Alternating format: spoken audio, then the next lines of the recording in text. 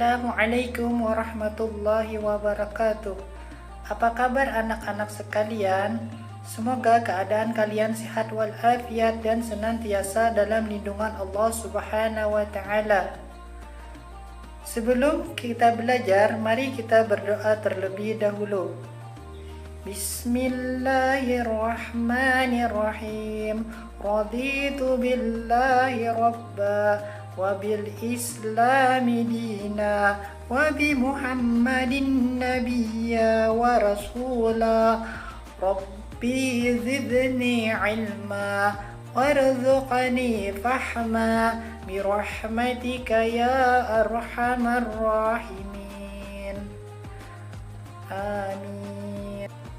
Adapun video materi pembelajaran kita kali ini ialah mengenai hadis tentang menyayangi anak yatim. Tujuan pembelajaran kita kali ini, yang pertama, kalian mampu melafalkan hadis tentang menyayangi anak yatim. Kedua, kalian hafal hadis tentang menyayangi anak yatim beserta terjemahnya. Ketiga, kalian mampu mengamalkan hadis tentang menyayangi anak yatim dalam kehidupan sehari-hari. Keempat, kalian menjalankan sikap peduli kepada orang lain. Apakah kalian tahu siapa yang dimaksud dengan anak yatim? Kata yatim berasal dari kata yatmun yang berarti kesendirian.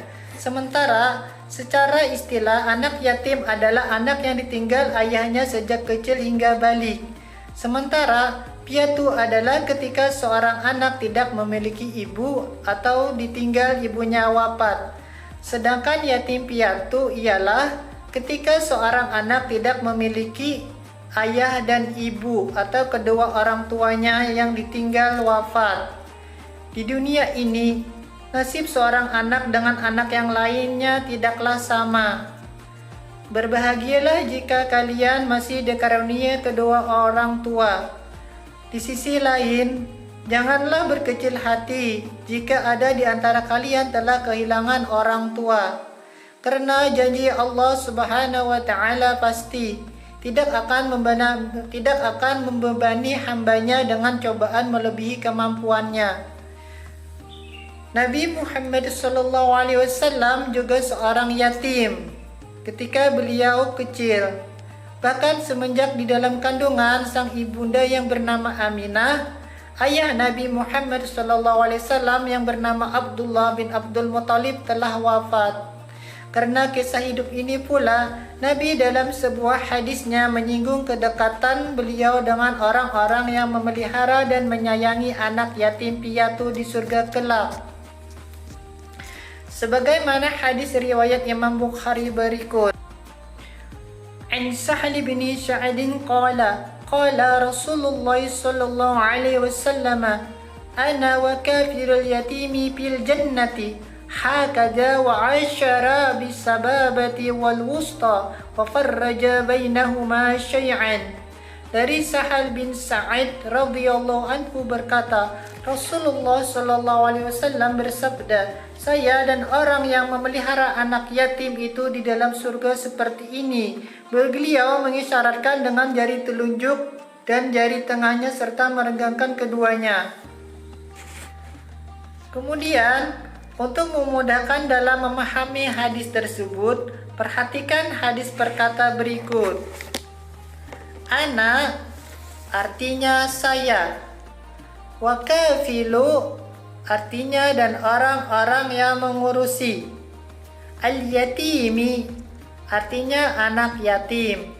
Fi artinya di dalam. Al-jannati artinya surga. Hakaza artinya begini. Wa asyara artinya dan mengisyaratkan. Bisababati artinya dengan jari telunjuk. Wal wusta artinya dan jari tengah. Wa parraja artinya dan merenggangkan. Bainahuma artinya di antara keduanya. Syai'an artinya sedikit. Adapun kandungan hadis tentang menyayangi anak yatim, Hadis riwayat Imam Bukhari dari Sahal bin Sa'ad ini menjelaskan tentang keutamaan memelihara dan menyayangi anak yatim atau piatu. Sebagai seorang yang beriman, kita semuanya sepatutnya peduli dengan anak yatim sebagaimana perintah Allah Subhanahu wa taala dan yang dicontohkan Nabi Muhammad sallallahu alaihi wasallam. Kepedulian dan rasa sayang itu bisa kita wujudkan dengan bergaul dan berbicara dengan baik kepada mereka. Dalam hadis ini, Rasulullah Shallallahu Alaihi Wasallam memberikan kabar gembira kepada mereka yang mau memelihara dan menyayangi anak yatim. Kabar gembira tersebut ialah kelak akan dimasukkan ke dalam surga dan posisinya sangat dekat dengan Rasulullah Shallallahu Alaihi Wasallam. Posisi yang sangat dekat tersebut digambarkan oleh Rasulullah Shallallahu Alaihi Wasallam seperti jarak jari telunjuk beliau dan jari tengah. Mendapatkan posisi yang sangat dekat dengan Rasulullah Shallallahu Alaihi Wasallam tentu sangatlah terhormat dan mulia. Balasan tersebut sepadan dengan usahanya ketika sabar memberikan kasih sayang kepada anak yatim. Semoga kita menjadi salah satu yang berada dekat dengan Nabi Muhammad SAW dan diberi kesabaran juga kemampuan untuk menyantuni anak yatim. Harta milik anak yatim hanya boleh dipakai untuk memenuhi kebutuhannya. Kita tidak boleh mengambil hartanya meskipun hanya sedikit. Orang yang menyalahgunakan harta anak yatim berarti telah berbuat zalim. Allah Subhanahu wa taala akan memberi siksa yang pedih di akhirat kepada pelaku zalim yang sudah merampas harta milik anak yatim. Begitu mulia umat muslim yang menyantuni anak yatim. Rasulullah Shallallahu Alaihi Wasallam sangat memberikan keistimewaan kepada mereka yang rela bersabar dalam mengurusi anak yatim. Di antara keutamaan dari menyayangi anak yatim adalah 1. Selamat dalam menjalani hidup. Setiap umat manusia ingin mempunyai keluarga yang utuh, namun tidak semua orang mendapatkannya. Seperti halnya anak yatim, ia pernah merasakan ditinggal oleh orang tua. Ia pun juga ingin merasakan mempunyai keluarga yang utuh meski bukan bersama orang tua kandungnya. Orang yang tulus dan ikhlas merawat anak yatim sepanjang hidupnya akan selamat berkat doa anak yatim. Kedua, dijamin Allah masuk surga. Siapa yang tidak mau masuk surga? Tujuan hidup kita di dunia ini adalah untuk mempersiapkan bekal agar bisa meraih jannahnya. Rasul menjanjikan hal ini dalam salah satu hadisnya. Rasulullah SAW bersabda, orang-orang yang memelihara anak yatim di antara umat muslimin, memberikan mereka makan dan minum, pasti Allah memasukkannya ke dalam surga, kecuali ia melakukan dosa yang tidak bisa diampuni. Hadis riwayat Tirmizi dari Ibnu Abbas. Ketiga, mendapatkan pertolongan dari Allah Subhanahu wa taala. Ketika mengalami kesulitan, kita berharap seseorang menolong kita. Menyantuni anak yatim menjadikan kita akan mendapatkan pertolongan langsung dari Allah Subhanahu wa taala, sebagaimana Rasulullah SAW bersabda yang artinya Allah akan menolong hambanya selama hamba itu menolong saudaranya.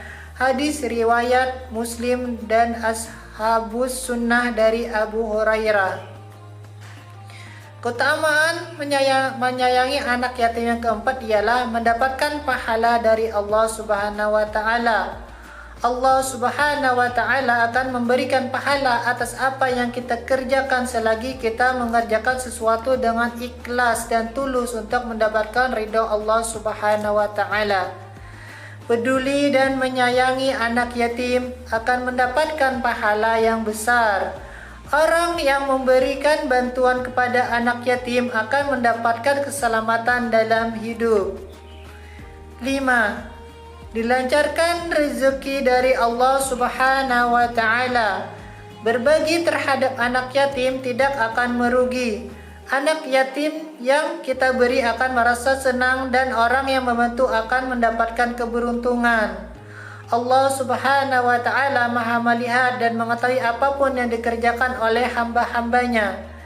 Dia akan memberikan rezeki tak terhingga kepada orang yang membantu dan menyayangi anak yatim.